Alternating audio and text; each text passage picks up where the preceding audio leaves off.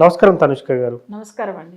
So చాలామంది మేము రుణ బాధలతో బాధపడతా ఉన్నాం. అక్కడిక్కడ అప్పు చేసాం. ఇవి తీర్చాలంటే కూడా కొంత కష్టతరంగా మారింది. సో వీటికి ఏదైనా మంచి పరిహారం ఉందా అని చెప్పేసి అడుగుతా ఉన్నారు మేడం. ముఖ్యంగా ఈ అప్పుల బాధ నుంచి బయటపడాలంటే ఎలాంటి రెమెడీ చేయాలంటారు? ఓకే.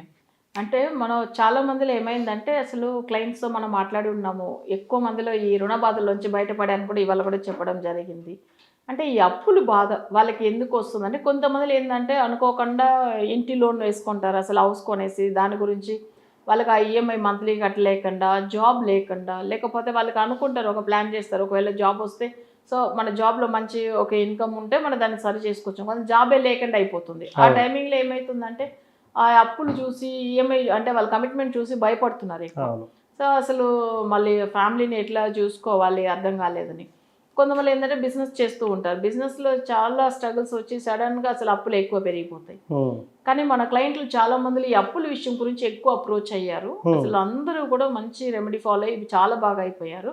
ఒక పూజ ఫాలో అవ్వంగానే వాళ్ళకి రిజల్ట్ వచ్చిందని కూడా మొన్న ఇప్పుడు ఇవాళ కూడా చెప్పడం జరిగింది. అంటే వాళ్ళు కూడా రుణ బాధలు ఉండే. బట్ మన దీనికి రెమెడీ ఎలాంటి టైప్‌లో అంటే ఎక్కువ ఏందంటే షష్ఠి విలక్కు పూజ అని ఒకటి ఉంటది. ఓకే. అది వచ్చి ఏందంటే వాళ్ళు చేస్తారు. కేరళ వాళ్ళు చేస్తారు. కొంతమంది చేసి కూడా కొన్ని మెటీరియల్ కూడా పంపిస్తారు. ఓకే. షష్ఠి విలక్కు అనేది ఏందంటే సుబ్రహ్మణ్య స్వామి సంబంధించింది ఇదా. హ్మ్. దీపంలో అంటే తను జ్యోతి రూపంలోదా వచ్చాడు వెలిగాడు. అంటే తను వచ్చింది కూడా అట్లదా వచ్చాడు కాబట్టి 6 అనేది షష్ఠి దీపం సంబంధించింది. అంటే 6 ముఖం అంటారు ఆయన్ని. అవునవును. షణ్ముఖుడు అని అంటాము. అవును. సో, అక్కడ ఏమైతుందంటే జ్యోతి రూపంలో తన్ని మొక్కడం ఇంకా బావుంటుంది. ఓకే. అందుకే షష్ఠి వెలుగు అనేటప్పుడు వెలుగు అంటే దీపం. హ్మ్. సో, ఆ దీపం వెలిగించి అది కూడా ఏందంటే షష్ఠి తిథిలోంచి మొదలుపెట్టి 9 రోజులు కానీ, లేకపోతే మంగళవారం మొదలుపెట్టి 9 రోజులు కానీ, తనకు నిష్టగా ఉండి పూజ చేసిన తర్వాత వాళ్ళకు ఎంత పెద్ద అప్పులు ఉన్నా కానీ అది వచ్చి వాళ్ళకి తొలగిపోతది. ఓకే. దాన్ని వచ్చి వాళ్ళ జాతక రీతిగా కూడా అనలైజ్ చేసి అందులోని రెమెడీ ఇస్తారు. ఇప్పుడు వాళ్ళకి ఒకవేళ ఆరే స్థానంలో మాంది ఉంది. అవును. వాళ్ళు ఒక వ్యాపారం చేస్తున్నారు. కానీ ఆ ఆరే స్థానంలో ఉన్న మాంది సంబంధించింది ఏంటంటే అది రుణస్థానం. హ్మ్. సో అక్కడ నెగిటివ్ గ్రహం ఉన్నప్పుడు ఏమైతుందంటే దానికి సరైన రెమెడీ అంటే దానికి సంబంధించిన రెమెడీ ఇచ్చి దాంతో పాటు ఈ షష్ఠి విలక్కు పూజని ఇస్తారు. సో అది వాళ్ళే చేస్తారు. కొన్ని మందికి ఆ పూజని పంపిస్తారు. సో అది వెళ్ళినప్పుడు వాళ్ళు అది ఫాలో అయిన తర్వాత ఖచ్చితంగా ఎంత పెద్ద రుణ బాధలు ఉన్నా దాంట్లోంచి బయటపడతారు. ఓకే. ఇప్పుడు రుణకారకుడు మామూలుగా ఎవరంటే కుజుడు జాతకంలో. ఆ కుజుడు అనేటప్పుడు జాతక చక్రంలో అసలు మేషంలో కానీ వృశ్చికంలో కానీ మాంది గ్రహం ఉంటే అసలు వాళ్ళకి ఎప్పుడునే రుణ బాధలు అనేది ఉంటుంది. ఇప్పుడు నిన్న కూడా ఒక జాతకం చూసాము. అంతా మంచిగానే ఉంది. వాళ్ళ చక్రం ఏమైందంటే నవాంశ చక్రంలో కుజుడు నెగిటివ్ అయిపోయి ఉన్నారు. ఓకే.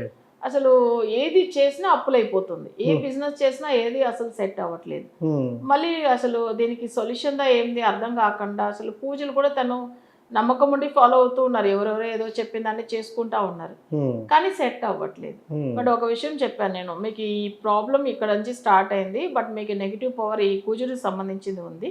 దానివల్లదా మీరు ఈ రుణ బాధల్లో ఉన్నారని. కరెక్ట్ మేడం మీరు చెప్పింది. ఎప్పట్లోంచి సమస్య వచ్చింది అని కూడా క్లియర్‌గా చెప్పాను.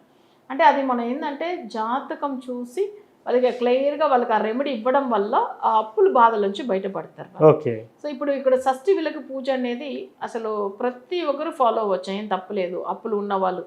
సో అయితే కానీ జాతకం చూసుకొని దాని ప్రకారం రెమెడీ వెళ్తే వాళ్ళకి ఏందంటే ఇంకా తొందరగా రిజల్ట్ వచ్చేస్తుంది. యెస్.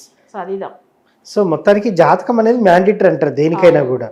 అవును. సో జాతకాన్ని బట్టి కూడా ఉంటదా మేడం? అంటే ఇట్లా చాలామంది జాతకం చూపించుకోవడానికి వెనకాడరు. చాలామంది ఒక సింపుల్ రెమెడీ చేసుకుందాం అని చెప్పేసి అనుకుంటారు. అవును. అయినప్పటికీ కూడా ఆ ఫలితం రానప్పుడు ఖచ్చితంగా జాతకాన్ని అప్రోచ్ అవ్వాలంటారా? అవును. అవునండి. యెస్. సో అప్పుడు ఏమైతుందంటే మనం అందరికీ కూడా పక్కనే గుడి ఉంటుంది. ఎన్నో గుడులకి వెళ్తారు. కానీ ఫలితం ఎందుకు రాలేదు వాళ్ళకి? హ్మ్.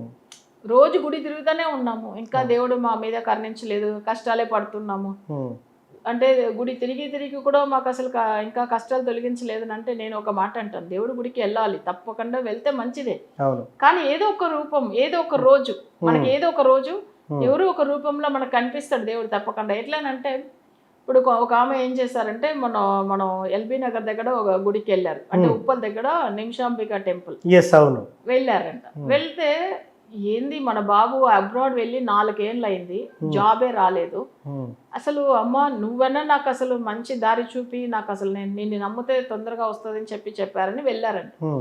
వెళ్ళి అమ్మవారి ప్రదక్షిణం చేసుకుని అట్లా బయట వచ్చి మొబైల్ ఆన్ చేయగానే నా ప్రోగ్రామ్ చూస్తున్నారు. ఓకే. సరిగ్గా వాళ్ళ జాబ్ రిలేటెడ్ అబ్రాడ్ సంబంధించిన ఒక క్లయింట్ మాట్లాడిన వీడియో తను విన్నారు. ఎస్. చూడండి, వెళ్ళి వచ్చిన వెంటనే వాళ్ళకి ఏం సమస్యలు ఉందో వాళ్ళకి అదే వీడియో కనిపించింది. ఓకే. ఇప్పుడు వీళ్ళ బాబు యుఎస్ వెళ్ళి 3 years అయిపోయింది, 3.5 years అయిపోయింది. కానీ జాబ్ ట్రై చేస్తున్నారు, అస్సలు రావట్లేదు. ఓకే. వీళ్ళే కొన్ని డబ్బులు పంపిస్తున్నారు మంత్లీ. ఒకవేళ లేదనంటే ఇండియాకి రిటర్న్ వచ్చేలాగా చేస్తాము అనుకున్నారు. ఏంటో మళ్ళీ వాళ్ళకి అక్కడ అసలు అది ఏమైతుందో మంత్లీ వీళ్ళు పంపిస్తున్నారు కదా డబ్బులు, సరిపోలేదు, అప్పులు తీసే చేస్తున్నారు బాబు. తర్వాత ఈ అమ్మవారి గుడికి వెళ్ళి రాగానే, అందుకే అంటున్నాం గుడికి వెళ్ళడం తప్పులేదు, ఆ దేవుడే మీకు దారి చూపిస్తారు. అప్పుడు అక్కడ వెళ్ళి రాగానే మన ప్రోగ్రామ్ కనిపించడము, సేమ్ యూట్యూబ్ ప్రోగ్రామ్ చూసి ఇట్లా వేరే క్లయింట్ అబ్రాడ్కి వెళ్ళినప్పుడు వాళ్ళ బాబుది జాబ్ రావడము, ఇవన్నీ ఓల్డ్ క్లయింట్ మాట్లాడిన వీడియో వినేసి తను అప్రోచ్ అయ్యారు. సేమ్ మంచి రిజల్ట్ పొందారు. మళ్ళీ మన ప్రోగ్రామ్ లో కూడా వాళ్ళు మాట్లాడారు లాస్ట్ టైం. సో మొత్తానికి దీనికి సంబంధించి అప్పుల బాధకు సంబంధించి బాధలు ఎలా తొలగిపోతాయి అనే దాని మీద చాలా చక్కటి వివరణ ఇచ్చారమ్మా. సో ఇలా చేసుకున్నట్టయితే దాని నుంచి బయటపడొచ్చు అంట. అవునవును, గుడికి వెళ్ళండి, దగ్గర ఉన్న గుడికి, ఏ గుడికైనా వెళ్ళొచ్చు. కానీ ఒకవేళ మరీ అసలు రిజల్ట్ రాలేదన్నప్పుడు దేవుడు అనుగ్రహం ఉంటే తప్పకుండా ఒక మంచి అస్ట్రాలజర్ దగ్గర చూపించుకునే అవకాశం దేవుడే కల్పిస్తాడు. అంతే. సో థ్యాంక్ యూ అమ్మా.